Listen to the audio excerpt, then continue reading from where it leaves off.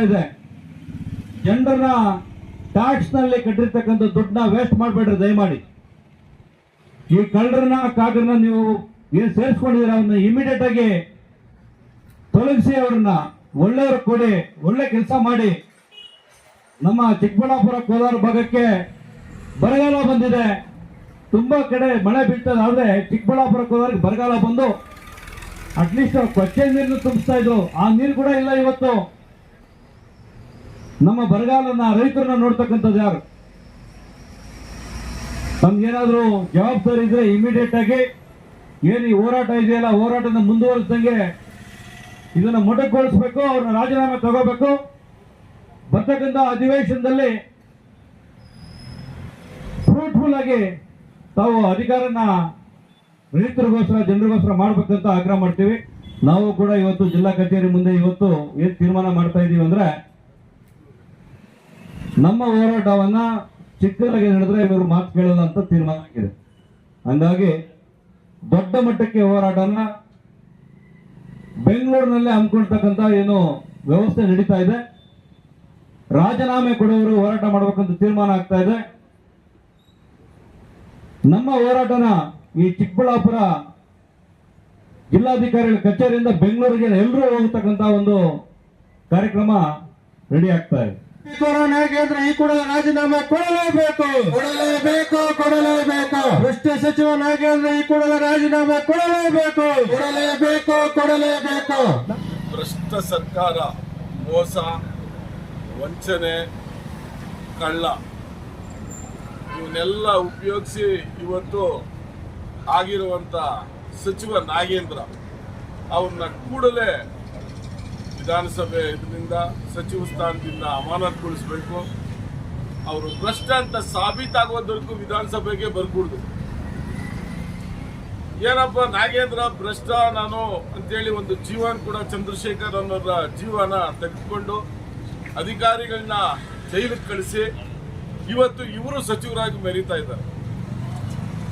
ಇವತ್ತು ಇವ್ರನ್ನ Nagendra black mail ಮಾಡಿ ಇವತ್ತು ಸಚಿವ ಸ್ಥಾನ ಪಡೆದಿರುವಂತದ್ದು. ಯಾಕೆಂದ್ರೆ ನಾಗೇಂದ್ರ ಹೇಳಿದವ್ರು ಯಾರಪ್ಪ? ಸಿಎಂ ಸಿದ್ದರಾಮಣ್ಣವರು. ದುಡ್ಡು ಡ್ರಾ ಮಾಡಿಸ್ಕೊಂಡವ್ರು ಯಾರಪ್ಪ? ನಮ್ಮ ಡಿ.ಕೆ. ಶಿವಕುಮಾರ್ ಅವರು ಇದ್ದವರು ಮಾಡಿಸ್ಕೊಂಡು ತೆಲಂಗಾಣ ರಾಜ್ಯಕ್ಕೆ ಹಣನ ಕಳಿಸಿ ಆ ತೆಲಂಗಾಣ ರಾಜ್ಯದಲ್ಲಿ ಸುಳ್ಳುಗಳು ಭರವಸೆ ಕೊಟ್ಟು ಅಲ್ಲಿ ಗೆಲ್ಲಿಸಿದ್ದು ಕರ್ನಾಟಕದ ಹಣದಿಂದ. ಎಸ್ಸಿ ಎಸ್ಟಿಗೆ ಮೀಸಲಾತಿ ಕಂತ ಹಣ ಅವರು ಬೋರ್ವೆಲ್ಗಳು ಹಾಕ್ಸೋದಕ್ಕೆ, ಮಕ್ಕಳ ವಿದ್ಯಾಭ್ಯಾಸಕ್ಕೆ, ಗ್ಯಾಸ್ ಸಿಲಿಂಡರ್ ಕೊಡೋದಕ್ಕೆ, ಅವರ ವಸತಿಗಳಿಗೆ ಇಕ್ಕಂತ ಹಣನ ಡ್ರಾ ಮಾಡಿಸ್ಕೊಂಡು ರಾಜಾರೋಷವಾಗಿ ಇವತ್ತು ಡಿ.ಕೆ. ಶಿವಕುಮಾರ್ ಅವರು ಕಳಿಸಿದ್ರು. ಕಾಂಗ್ರೆಸ್ ಏನು ಒಬ್ಬ ಸಚಿವರು ಹೆಂಗಿದ್ದಾರೆ ಅಂತಂದ್ರೆ ರಾಷ್ಟ್ರಧ್ವಜವನ್ನು ಆರಿಸೋದಕ್ಕೆ ಕೂಡ ಬಿಡುವಿಲ್ಲ ಅಂತಕ್ಕಂತ ಒಬ್ಬ ಜಮೀರ್ ಕೂಡ ಆ ಮಂತ್ರಿಮಂಡಲದಲ್ಲಿದ್ದಾರೆ. ನಾವು ಯೋಚನೆ ಮಾಡಬೇಕು, ತಕ್ಷಣ ಜಮೀರ್ ಕೂಡ ರಾಜೀನಾಮೆ ಕೊಡಬೇಕು. ಆ ರೀತಿಯಲ್ಲಿ ಅನೇಕ ಮಂತ್ರಿಗಳು ಇವತ್ತು ಭ್ರಷ್ಟರಾಗಿದ್ದಾರೆ. ಈ ಸರ್ಕಾರದಲ್ಲಿ ಭ್ರಷ್ಟ ಸರ್ಕಾರ. ಇವರು ಸಾರಿಗೆ ಇಲಾಖೆಯನ್ನ ಬಯಸಿ ಕೊಟ್ಟಿರೋದು ಯಾಕೆ ಅಂತಂದ್ರೆ, ಹಿಂದೆ ಅವ್ರ ಸಾಧನೆ ಹಂಗಿದೆ. ಸೈಟ್ಗಳು ತಗೊಳ್ಳೋದು, ವಾಪಸ್ ಕೊಟ್ಬಿಡೋದು, 187 ಕೋಟಿ ಎಲ್ಲಂದ್ರೆ ಅಲ್ಲಿ ಕಳಿಸ್ಬಿಡೋದು ಸರ್ಕಾರಿ ದುಡ್ಡನ್ನ, ಮತ್ತೆ ಅದನ್ನ ಕಟ್ಬಿಟ್ವಿ, ಮಾಲ್ ಕೊಟ್ಬಿಟ್ವಿ, ನಾವು ಕಳ್ರಲ್ಲ. ಇದು ಇವ್ರ ಸ್ಟ್ರಾಟಜಿ. ಮತ್ತೆ ಒಂದು ಕಾಂಗ್ರೆಸ್ ಪಕ್ಷದಿಂದ ಒಂದು ನೆರೇಟಿವ್ ಸೆಟ್ ಮಾಡ್ತಾ ಇದ್ದಾರೆ. ಏನು ಅಂತಂದ್ರೆ, ನಿಮ್ಗೆ ಒಬ್ಬ ದಲಿತ ಮಂತ್ರಿಯನ್ನ ಸಹಿಸೋಕ್ಕಾಗಲ್ಲ ಅಂತ. ಯಾರಾದ್ರೂ ಮರ್ಡರ್ ಮಾಡಿದ್ರೆ, ಕಳ್ತನ ಮಾಡಿದ್ರೆ ಜಾತಿ ಇರ್ತದ? ಮುಖ್ಯಮಂತ್ರಿ ಬಾಯಲ್ಲಿ ಬರೋ ಮಾತಾ ಇದು. ಮುಖ್ಯಮಂತ್ರಿ ಮಾತಲ್ಲಿ ಬಾಯಲ್ಲಿ ಬರೋ ಮಾತಾ ಇದು.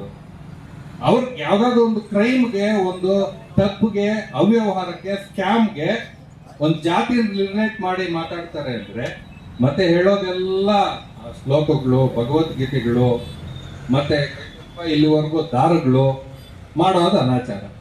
ಕಾರಣ ಹೇಳಪ್ಪ, ಇವ್ರನ್ನ ಯಾಕೆ ಇಟ್ಕೊಂಡಿದ್ಯಾ 187 ಕೋಟಿ ಹೊಡೆದಾಕಿರೋರ್ನ ಸೇ ಸಿಎಂ ಅಂತ ಕೇಳ್ಬೇಕು ನಾವ್ ಇವಾಗ.